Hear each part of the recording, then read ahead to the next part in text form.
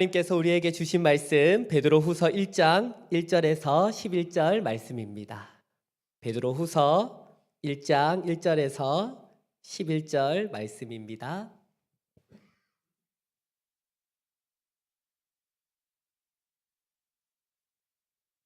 베드로후서 1장 1절에서 11절 말씀 저와 성도님들이 교독하도록 하겠습니다. 예수 그리스도의 종이며 사도인 시몬 베드로는 우리 하나님과 구주 예수 그리스도의 의를 힘입어 동일하게 보배로운 믿음을 우리와 함께 받은 자들에게 편지하노니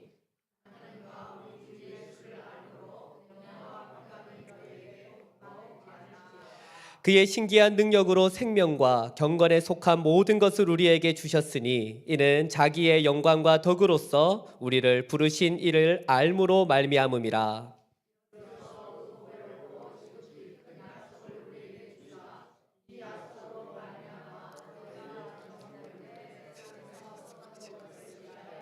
신성한 성품에 참여하는 자가 되게 하려 하셨느니라. 그러므로 너희가 더욱 힘써 너희 믿음의 덕의 지식을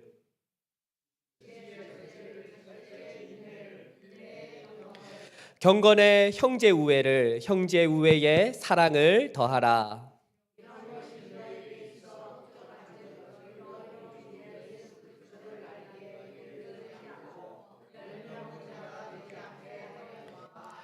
이런 것이 없는 자는 맹인이라 멀리 보지 못하고 그의 옛 죄가 깨끗하게 된 것을 잊었느니라.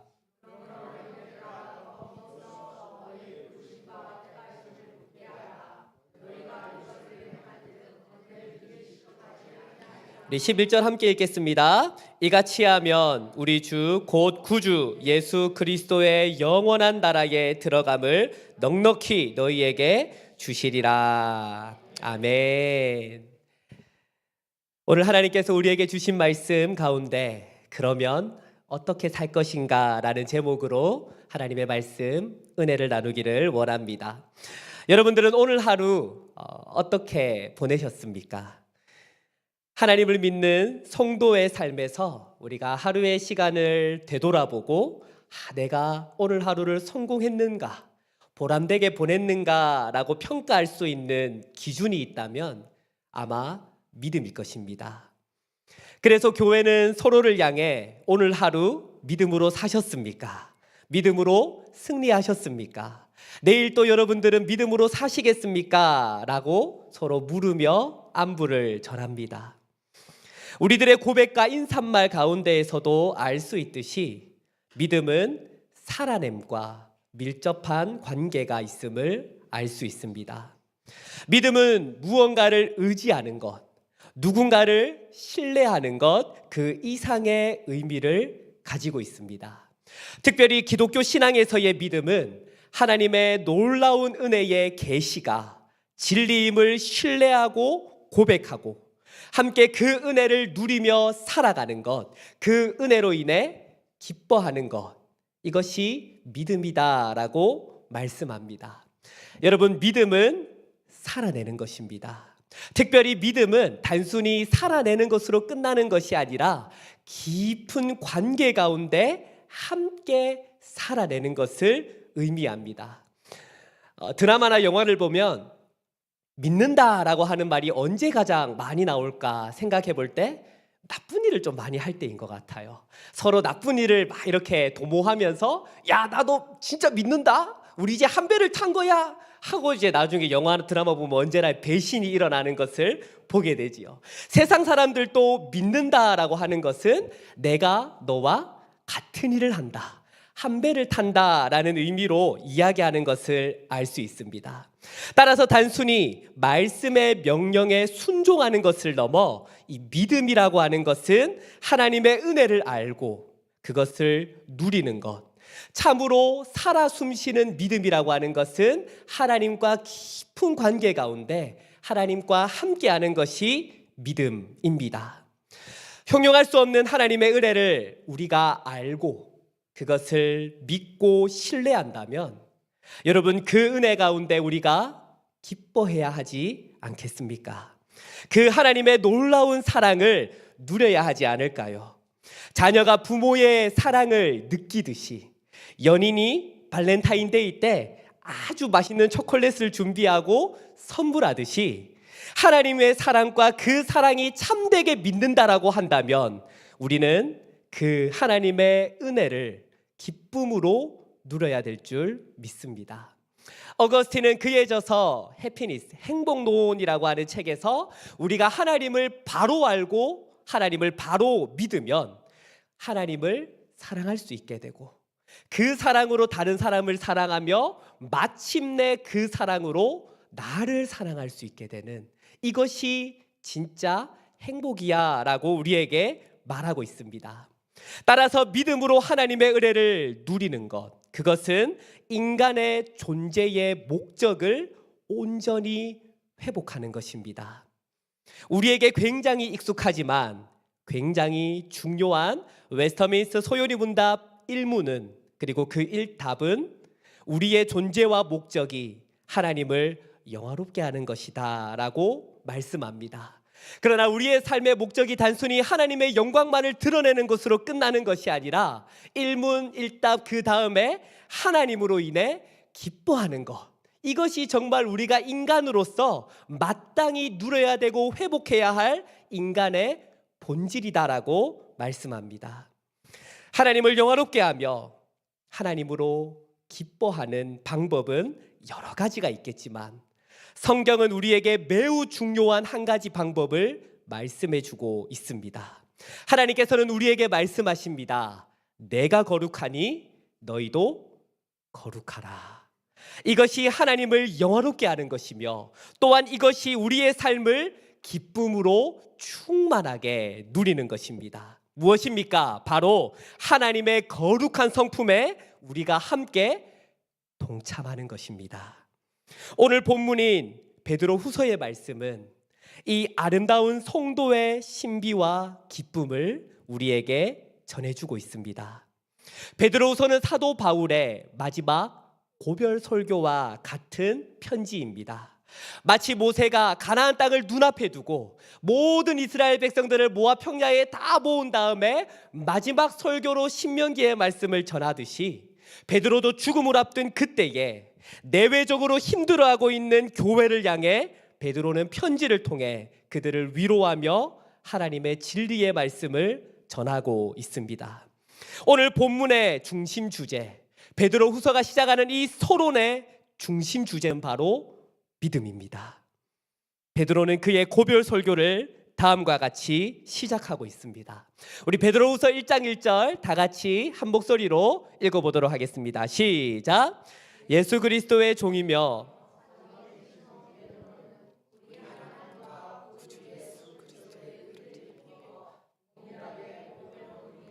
우리와 함께 받은 자들에게 편지하노니. 아멘.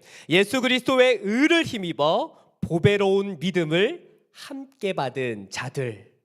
베드로는 이 편지를 같은 믿음을 가지고 같은 믿음을 고백하고 있는 그리스도의 교회를 향해 쓰고 있음을 알 수 있습니다. 그리고 이 믿음은 예수 그리스도의 의로 말미암는다라고 말씀하고 있어요. 예수님께서는 하나님의 모든 정의를 만족하셨습니다. 예수님께서는 모든 율법을 순종하시는 행함의 의를 보여주셨습니다. 또한 아버지의 뜻을 따라 자신의 목숨을 아끼지 아니하시고 온전히 내어주시는 순종의 의를 보여주셨습니다. 이 두 가지 의를 통해 우리는 그리스도의 의로 말미암아 보배로운 믿음을 가질 수 있게 되었습니다. 특별히 1절에서 흥미로운 것은 베드로가 말하는 믿음을 받았다라고 하는 게 단순히 리시브를 뜻하는 게 아니에요. 여러분, 이 단어가 헬라어로 랑카노라는 단어인데 이 단어의 1차적 의미가 뭐냐 하면 제비를 뽑는다라는 의미입니다. 우리가 하나님으로부터 보배로운 믿음을 받았는데 이 보배로운 믿음은 내가 하나님께 어떤 열심을 다해서 나에게 주어지는 상급이 아니라 하나님의 전적인 은혜로 택함 받은 자들에게 주시는 하나님의 선물이라는 것입니다. 하나님께서 우리에게 주신 전적인 은혜를 통해 우리는 주는 그리스도시요 살아계신 하나님의 아들입니다라는 믿음의 고백을 할 수 있습니다. 여러분, 믿음에는 세 가지 요소가 반드시 있어야 합니다. 그리고 베드로후서의 오늘 본문은 이 믿음의 세 가지 요소에 대해 우리에게 말씀해 주고 있습니다. 가장 먼저 첫 번째로 믿음이 가져야 하는 요소는 바로 대상입니다. 우리가 믿는다라고 할 때 내가 믿는 믿음이 누구를 향한 믿음인가 하는 것은 중요합니다. 참된 믿음에는 반드시 진실한 대상이 있어야 합니다. 그리고 그 대상이 참인지 정말 내가 믿을 수 있는가에 대해 점검하고 알아야 하는 것이지요. 베드로는 믿음의 대상을 우리에게 다음과 같이 소개하고 있습니다. 2절 말씀 우리 한 번 더 한 목소리로 읽어보겠습니다. 시작. 하나님과 우리 주 예수를 알므로 은혜와 평강이 너희에게 더욱. 아멘. 참된 믿음의 대상은 바로 하나님과 우리 주 예수 그리스도입니다. 예수님이 어떤 분이십니까? 정말 우리가 믿을 만한 분일까요? 베드로후서는 3절 말씀에 이렇게 말합니다. 의의 능력으로 우리에게 생명과 경건에 속한 모든 것을 주신 분이다. 아멘. 여러분, 이 예수 그리스도 믿기에 충분하지 않습니까? 특별히 생명과 경건을 우리에게 주셨다라고 할 때 이 두 가지는 전인적 구원을 의미합니다. 우리는 담임 목사님의 설교 가운데 단순히 천국에 가는 것만이 구원의 전부가 아님을 알고 있습니다. 따라서 전인적 구원이란 하나님의 자녀됨을 누리고 하나님의 덕을 선포하는 것입니다.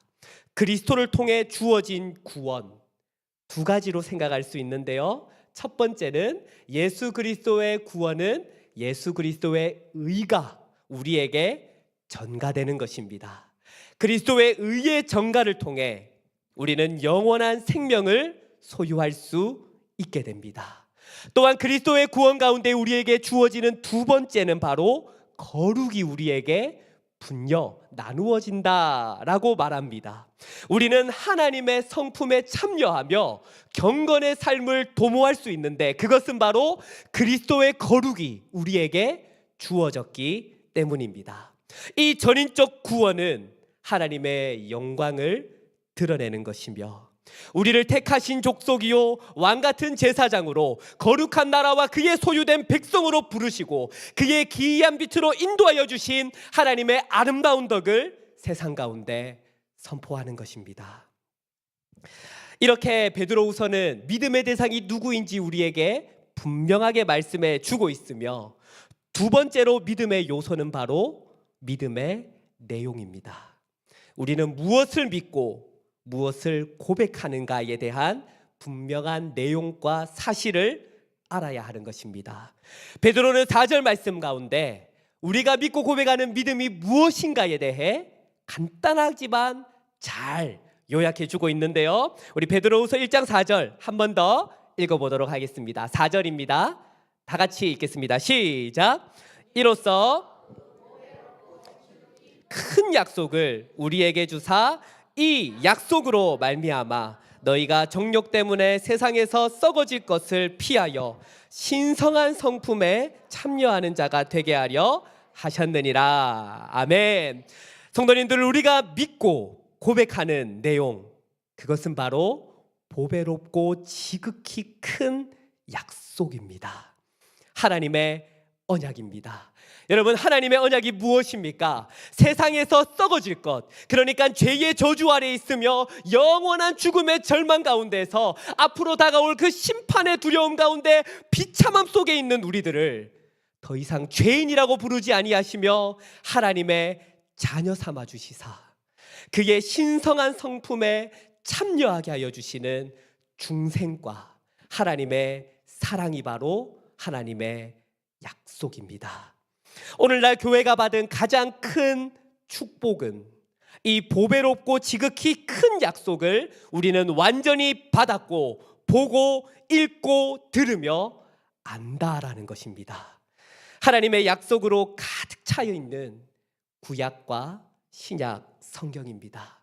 이것이 우리의 유일한 믿음의 내용입니다. 이것이 영원히 변하지 않는 진리의 말씀입니다. 따라서 예수 그리스도를 향한 참된 믿음의 고백, 그리고 그 언약에 대한 진실함을 가진 자들은 우리가 믿고 고백하는 하나님의 말씀이 무엇인가, 무엇을 말하고 있는가에 대해 반드시 잘 알아야 한다라는 것입니다. 이렇게 하나님의 말씀을 믿는 자들을 성경은 성도라고 부릅니다. 베드로 사도는 소아시아에 흩어져 있는 성도들을 향해 중요한 신앙의 삶을 알려주고 있습니다.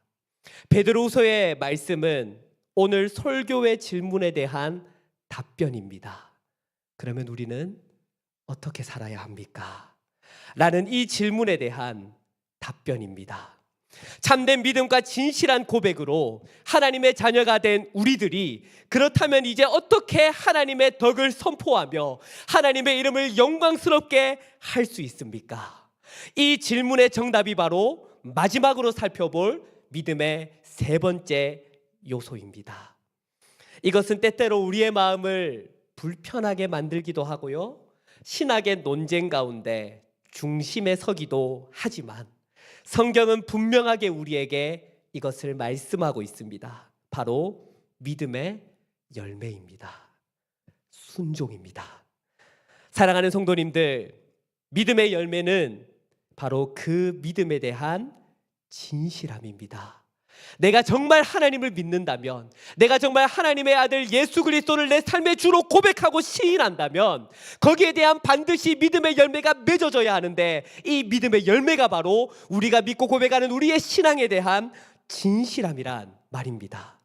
고백만이 진실함이 아닙니다. 우리의 삶에 열매가 있어야 합니다. 베드로는 아름다운 성도의 경건이 잘못하면 도덕주의로 빠질 수도 있고 율법주의로 빠질 수도 있다라는 것을 알고 있었던 것 같아요. 그래서 베드로는 베드로후서를 시작하면서 하나님의 은혜를 강조했던 겁니다. 너희에게 주셨던 그 믿음은 너희로 인해 주어진 것이 아니라 전적으로 하나님의 은혜로 주어진 거야 라고 강조하면서 앞으로 소개될 성도의 덕목을 우리에게 알려주고 있습니다. 따라서 앞으로 제시될 8가지의 덕목은 모두가 하나님의 은혜 가운데 근거한 것임을 알 수 있습니다. 베드로후서 1장 5절에서 7절 말씀입니다. 우리 다 같이 한 번 더 읽어볼까요? 시작. 그러므로 너희가 더욱 힘써 너희 믿음의 덕을, 덕의 지식을, 지식의 절제의 인내를, 인내의 경건을, 경건의 형제 우애를, 형제 우애의 사랑을 더하라. 아멘. 믿음의 덕을, 지식을, 절제를, 인내를, 경건, 형제 우애를, 그리고 사랑을 더하라. 이 8가지의 덕목을 통해 우리는 믿음의 풍성함을 누릴 수가 있는 것입니다. 그리고 베드로는 믿음의 진실함을 이 8가지 덕목을 가지고 우리에게 드러내 보이라 말씀하고 있는 것입니다. 그런데 여러분, 여기에 나열된 성도의 8미덕은 숫자가 중요한 것이 아니에요. 어떤 사람은 왜 8일까? 8에 어떤 특별한 의미가 있을까 생각할 수 있지만 숫자에 어떤 특별한 의미가 있는 것은 아닌 것 같습니다. 또한 8가지 가운데 이 덕목 가운데 경중이 있어서 어떤 미덕이 조금 더 중요하고 어떤 미덕은 조금 덜 중요해, 이것도 아니에요. 아니면 마치 게임에서 레벨업을 하듯이 하나의 미덕을 쌓으면 그 믿음에 기반해서 또 다른 것을 쌓아 올릴 수 있는 것도 아닙니다. 경건해지기 위해 인내를 먼저 할 필요는 없다라는 거죠. 그렇다면 이 8미덕은 무엇일까요? 이것은 일종의 연쇄논법입니다. 쉽게 말해서 모든 미덕들이 하나의 연결고리로 이어져 있다라는 겁니다. 바울이 갈라디아서에서 말한 성령의 9가지 열매, 사랑, 희락, 화평, 온유, 절제, 이 9가지의 열매를 소개할 때 바울은 단수를 사용해요. 이 9가지 열매들이라고 말하지 않고 성령의 하나의 열매인데 그 열매가 9개야 라고 소개하는 것과 같이 베드로가 소개하고 있는 이 8가지 종목 또한 하나의 덕목과 같다라는 겁니다. 그 한 가지는 바로 믿음의 열매, 신앙의 진실함을 보이는 성도의 미덕입니다. 순서가 그렇게 중요하지 않다라고 하지만 저는 이 덕의 고리의 처음과 마지막에 집중하고 싶습니다. 베드로는 제일 먼저 믿음을 동목의 처음으로 제시합니다. 이는 성도의 미덕의 뿌리가 바로 믿음에 있기 때문입니다. 우리가 하나님 앞에서 거룩한 성도의 삶을 살아갈 수 있는 것도 믿음이 있기 때문입니다.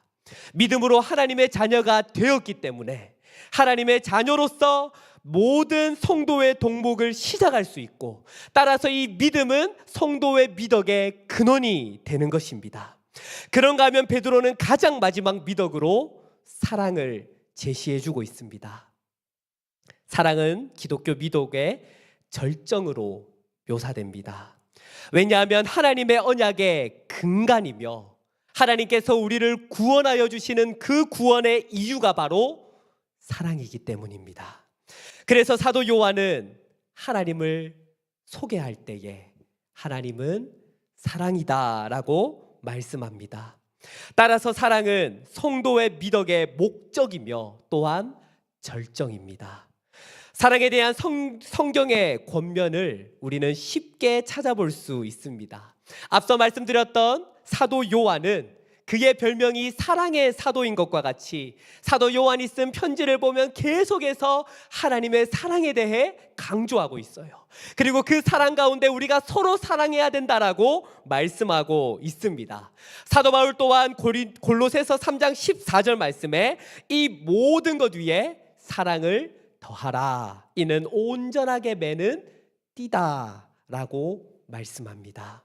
바울은 또한 고린도 교회를 향한 편지 가운데 모든 은사 가운데 더욱 큰 은사를 사모하라 말씀하면서 고린도전서 13장을 소개해 줍니다. 고린도전서 13장, 우리가 잘 알고 있는 사랑의 장입니다. 모든 은사 가운데 더욱 큰 은사를 사모하며 모든 길 가운데 가장 좋은 길을 소개해 주겠다라고 말하면서 사도 바울은 사랑을 말씀하고 있는 것입니다.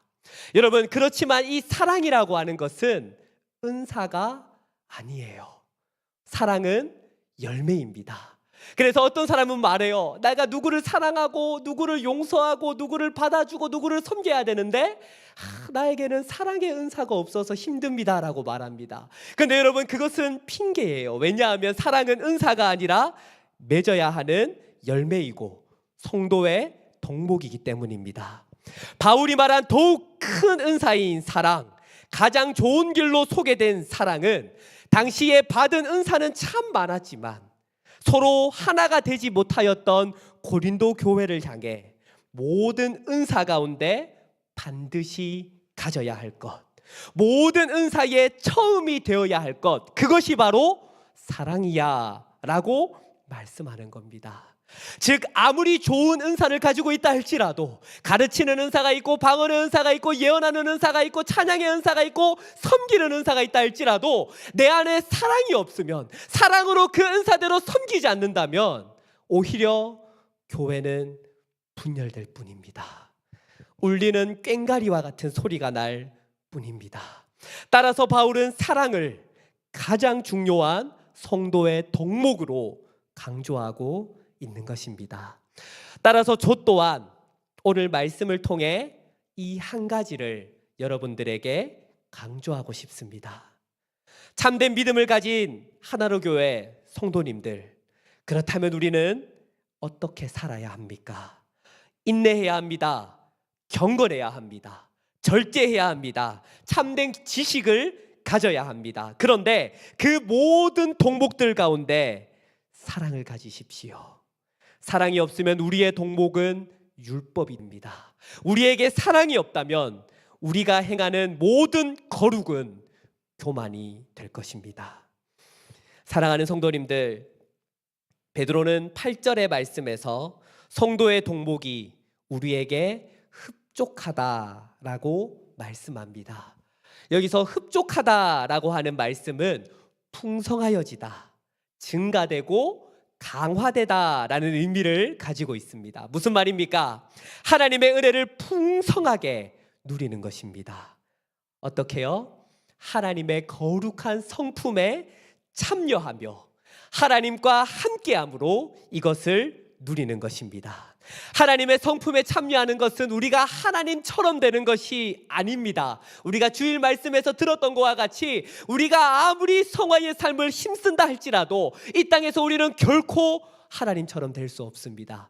우리가 하나님처럼 영광스럽게 영화롭게 되는 것은 마지막 주님께서 다시 오시는 그 파루시아의 날 때 우리는 참된 영화를 경험할 것입니다. 그렇다면 우리가 이 땅에서 살아가면서 하는 모든 경건은 무엇일까요? 그것은 바로 하나님께서 우리에게 주시는 은혜를 믿음으로 풍성하게 누리는 것입니다. 이것은 단순히 그 이상의 풍성함을 의미합니다. 매일의 삶에서 하나님의 은혜를 누리며 경험하며 기뻐할 때 우리는 더욱 깊은 하나님의 관계의 풍성함을 경험할 수 있는 것입니다. 이러한 믿음의 열매가 없으면 우리가 참된 믿음을 믿는다라고 이야기하지만, 사도신경의 고백을 내가 다 믿습니다라고 말하지만 우리의 삶에 믿음의 열매가 없다면 그렇다면 어떻게 되는 겁니까? 베드로는 그 믿음을 향해 진실하지 못하다 말씀합니다. 베드로후서 1장 9절은 참 우리의 마음을 두렵게 만듭니다. 다 같이 한 목소리로 읽어볼까요? 베드로후서 1장 9절입니다. 시작. 이런 것이 없는 자는 맹인이라 멀리 보지 못하고 그의 옛 죄가 깨끗하게 된 것을 잊었느니라. 성경은 믿음의 열매가 없는 자를 향해 멀리 보지 못한다 말합니다. 말 그대로 근시안이 되다. 그리고 앞에 나오는 맹인이다라고 하는 게 무슨 의미냐면, 여러분, 근시안인 사람은 이 글자를 자세히 보기 위해 눈을 작게 뜨겠죠. 여러분들 앞에서 제가 이 안경을 벗으면 눈이 확 작아지기 때문에 벗을 수 없지만 저도 굉장히 눈이 좋지 않습니다. 그래서 이 책을 읽거나 할 때 때로는 자세히 보기 위해서 눈을 작게 뜨는데, 이게 바로 베드로후서가 말한 맹인이 된다라는 의미예요.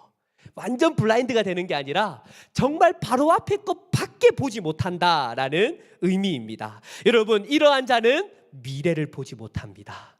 앞으로 다가올 하나님의 종말과 심판을 두려움과 기대감 없이 살아갈 뿐입니다. 또한 현재의 중요성을 보지 못합니다. 게다가 베드로는 이러한 자를 향해 옛 죄에 깨끗하게 된 것을 완전히 잊어버렸다, 과거를 잊어버렸다 말합니다.